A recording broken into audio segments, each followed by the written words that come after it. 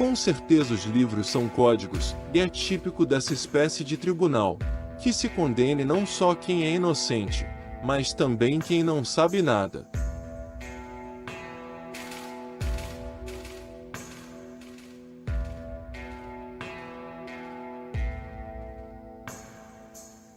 A obra O Processo, de Franz Kafka, é um romance inacabado, publicado postumamente, que narra a história de Joseph K. e é marcada pela busca de um protagonista que é preso e se depara com um sistema judicial absurdo, sem que lhe seja apresentada a acusação.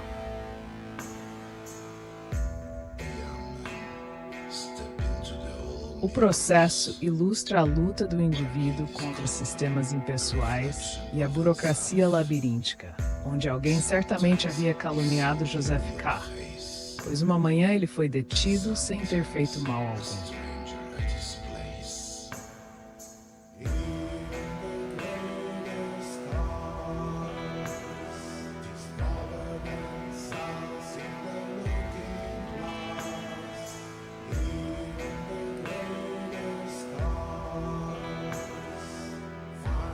A obra é uma alegoria da luta do indivíduo contra forças invisíveis e poderosas que controlam o destino das pessoas, sem transparência ou justiça.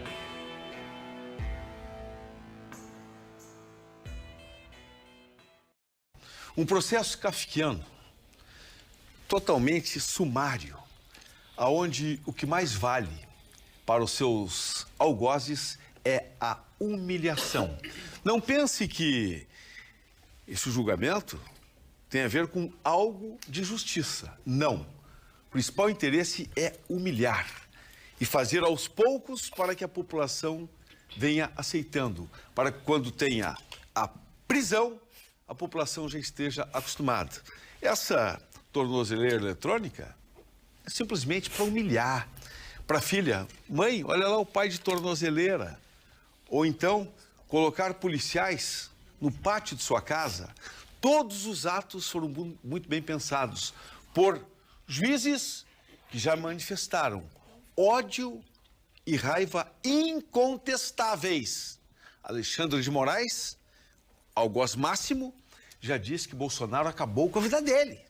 Como é que alguém assim pode julgar outro, demonstrando o ódio como ele tem? No mínimo, teria que se dar por impedido. Mas isso só onde existe justiça, porque a nossa justiça hoje está totalmente politizada. E como eu digo, quando a política invade os tribunais, a justiça foge pela janela. Um processo kafkiano. Eu li nesta semana o livro O Processo, de Franz Kafka. Vale a pena ler para entender o que está acontecendo com Bolsonaro. Um absurdo, julgamento sem prova alguma. Tem aqui na bancada pessoas que dizem que tem prova contra Bolsonaro. Tem pilhas, 10.000 páginas, só que não me mostraram até agora uma prova convincente. Nada, nada. Minuta sem assinatura, hipótese do artigo 142 que está na Constituição, apenas discussões, porque receber pela rede social alguma citação de incentivo a um golpe, eu já recebi várias.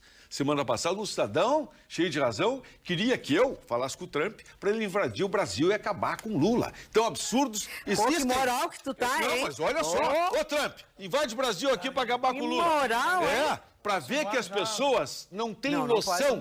E mais falta de noção é quem acredita no que vem pela rede social, que as pessoas recebem e querem empichar como acusação. Absurdo, porque já está tudo ensaiado, um processo kafkiano de envergonhar o Brasil para o mundo todo. De resto é isso, nós sabemos que é um julgamento armado, sabemos que o Bolsonaro já está condenado, sabemos que Bolsonaro vai pegar a pena máxima porque a esquerda quer, repito, uma foto, um quadro pintado a óleo, o que seja, um photoshop talvez, desculpe, do Bolsonaro algemado ou do Bolsonaro entrando na penitenciária. Daqui a pouco, dona Magda, eu vou trazer, atravessando ali a Praça dos Três Poderes, parece que o Alexandre de Moraes deixou cair um negocinho que eu quero abrir aqui depois. A questão é que, em um processo, a gente parte do princípio de que a pessoa é inocente até que se prove o contrário. Eu achei lindos os discursos, achei lindos, achei tão bem escritos, tão bem postados. Olha, fiquei emocionada. Soberania, a justiça, todos os valores, né? A defesa da nossa Constituição. Só que tem um problema, que é o fato de que tudo isso se baseia em uma narrativa histórica, né, que é circunstancial. Vocês já ouviram várias vezes falar em filme de Hollywood, né? Isso é uma prova circunstancial. Isso é uma prova circunstancial. E no tal do depoimento do Mauro Cid, que foi mudado não sei quantas vezes, que é um homem falando contra tantos. Pode ter fumaça? Pode, só que isso não basta para que se condene essa pancada de gente da forma... Porque eu já estou considerando que estão condenados, né? Aliás, está todo mundo considerando que está condenado, até porque pela própria fala do ministro Alexandre de Moraes, que não só prolatou um relatório, como fez uma declaração pública institucional em defesa do STF. Lembrando que este mesmo juiz é quem foi o responsável pelo inquérito. Então é tudo errado. Quando a gente pega só a fala do Gonê, do Alexandre de Moraes, elas são fantásticas. São lindas e eu assinaria embaixo, não fosse o fato de que o caso concreto não tem prova suficiente. Vamos acompanhar a fala do Gonê sobre o que o Guto acabou de falar aqui. Vamos lá.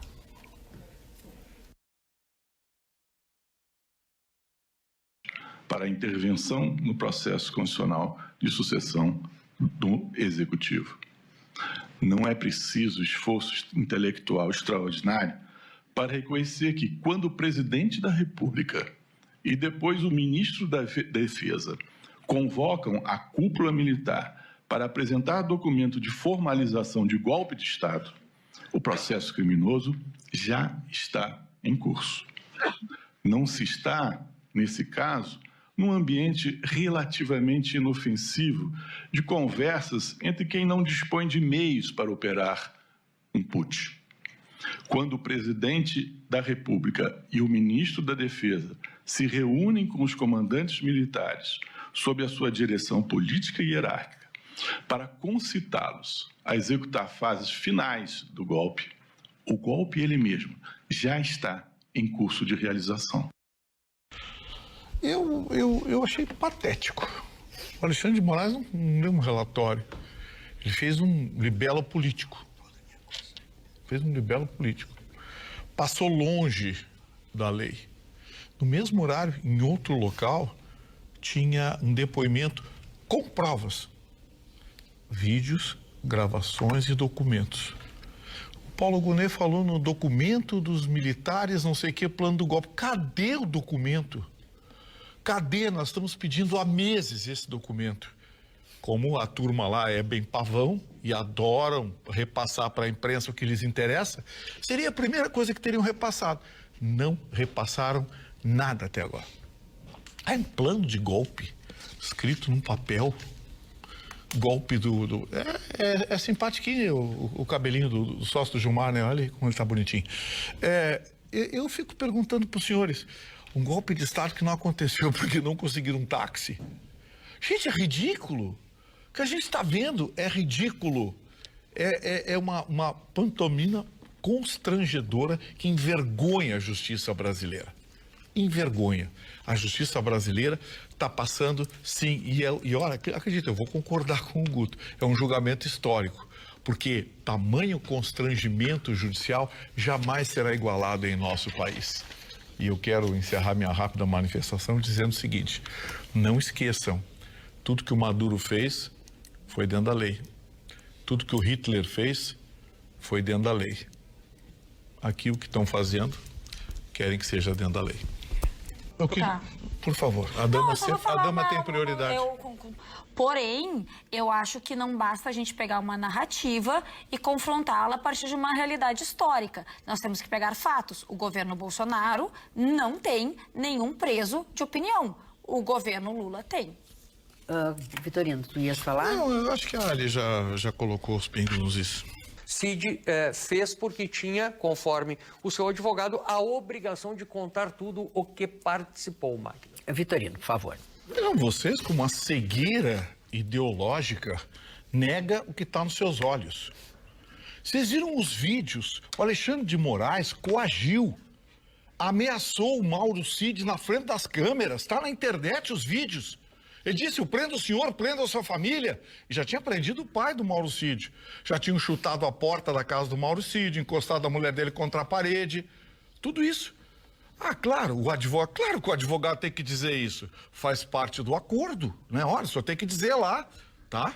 Que não teve... O advogado disse o que tinha que dizer tecnicamente. Ele jamais poderia dizer, foi coagido, enfim. O Mauro Cid sairia dali preso. Mas tá, os vídeos, procure os vídeos na internet. O Alexandre de Moraes coagiu, chantageou, disse na cara dele, manda prender o senhor, a sua família, o pai dele, o Mauro Cid, já estava preso. Isso não é coação? Isso não é coação? Então, assim, sabe, eles não enxergam o que está na frente, o que está diante dos olhos. A ideologia cega completamente, deixa as pessoas sem a realidade. E isso é uma pena, porque o Brasil está nesse buraco e se encaminhando para ser uma ditadura comunista definitiva por conta de pensamentos assim. Vera. Lealdade é uma característica que vale ouro. Uma pessoa leal, não importa a posição que tenha, se seja um chefe, se é um subalterno, se é um amigo, se tem alguma relação, né, de amor entre as pessoas, não importa. A lealdade é uma característica, é uma qualidade que é cobrada e que a sociedade, o mundo não perdoa aos desleais. Mauro Cid era ajudante de ordens, ele ocupava uma posição muito próxima ao ex-presidente Jair Bolsonaro. E o Vitorino traz aqui, ele foi coagido, foi ameaçado e tomou essa atitude de ser o delator, que é um cargo que traz vergonha. Ser um delator é uma vergonha, é o famoso dedo duro. Ele disse que a carreira dele está acabada. Olhem a expressão desse homem. Eu concordo. Tanto que ele disse que, conversando com a família, com os advogados, ele estaria deixando o exército, porque a carreira dele está encerrada. Está encerrada, sim. E entra para a história como delator. Tua manifestação? Eu quero me manifestar em relação à fala da minha querida Vera, que eu acho que a lealdade da gente vai enquanto a gente não está tratando de crime, né? Porque a acusação é muito séria e não está condenada ainda, não temos sentença. Mas a acusação passava por envenenar um presidente, matar um ministro, fechar 3 poderes de governo. Nós estamos falando de coisa séria. Então é isso. Segundo, a lealdade dele vai até onde ele tinha ingerência. O que ele alega é que ele era exatamente um estafeta de elite, vamos dizer assim. Ele é um estafeta de elite que presenciou coisas, mas nunca as fez, nunca as criou, nunca as idealizou. Portanto, ele não tem que cumprir, se achar no direito, vou ser leal, vou cumprir 40 anos de prisão, tá? Porque eu tenho que ser leal. Não. Ele era um funcionário como nós somos aqui e eu não pactuaria com nada. E ele se sujeitou a uma situação e ele contou essas coisas. E ele está ainda correndo o risco de não receber toda a benesse que a delação lhe daria, exatamente porque ele ficou escondendo coisas. Ele só contava quando era desmascarado. Como ele foi desmascarado, quando se acharam aqueles 11 celulares e se pegou as conversas dele. E aí ele já tinha feito a delação, foi ameaçado, aí a palavra vocês podem usar, porque os advogados dele usar, se foi ameaçado ou coagido, ou foi seja o que for, ele é evidente que pode-se usar a palavra, porque ele disse assim, olha aqui, tu fez uma delação e está aqui as conversas que tu disse que não ocorreram, o famoso encontro quando se reuniu os principais comandantes deste país e um botou as suas forças à disposição para participar do golpe, é um dos réus dessa questão. Então é diferente, Vera. Eu acho que lealdade é quando tu estás numa amizade, tu não vai contar segredos. Agora, quando é acusado um crime, que tu vai responsabilizar a tua vida. Ele tem mulher, ele tem pais, ele tem filhos. Em nome do que ele vai pagar pelo que não fez? Então eu discuti só a questão da lealdade que a Vera cobra do Cid. Foi muito interessante em defesa do Mauro Cid. Porque eu acabei de ouvir que o Mauro Cid não participou de nada. Por isso que a palavra golpe não está em nenhum depoimento dele. Nenhum. O Mauro Cid não usou a palavra golpe no seu depoimento. E como acabou de surgir uma prova aqui na própria bancada, o Mauro Cid não participou de nada, né? Então, parece evidente de que o Mauro Cid, sim, foi usado de bucha de canhão. Vera. Eu volto a falar novamente em lealdade, porque se houve esses fatos que o Rucha está trazendo aqui, se houve essas combinações, se houve essas possibilidades de envenenamento, de mortes, por que ele não se afastou no momento que ele teria tido conhecimento desse planejamento? Por que ele esperou o final de um governo para depois ter a possibilidade de ser um delator? Porque se nós estamos em uma parceria e se ocorre na trajetória algo que vai bater de frente com o que eu acredito, eu vou me afastar antes. Eu não vou esperar para depois. Tiago. Mauro Cid mostra em muita parte, eu falo isso com dor no coração, o que virou o Exército e as Forças Armadas brasileiras. Hoje, o jovem que pensa em vestir o verde-oliva não pensa mais em servir a pátria, não pensa mais, Vera, em lealdade e falar a verdade, pensa outro sim em carreira. Quer começar lá no NPOR, lá embaixo, vai estudando, é obrigado a morar em algumas zonas de fronteira para poder ter algumas vantagens pecuniárias, e quando vê, está com 50 anos, é coronel, é não sei o quê, e mal limpou um fuzil na vida. E aí quando chega a oportunidade de um militar mostrar realmente amor à pátria, amor à república e defender o devido processo legal e defender que se faça um julgamento, ele simplesmente arrega, simplesmente pensa no próprio umbigo e sim participa de uma chantagem comandada por Alexandre de Moraes para uma hora dizer isso. Ele deu um depoimento, aí saiu gravando áudio dizendo que foi chantageado. Aí o Xandão não gostou, ameaçou prender ele e todo mundo.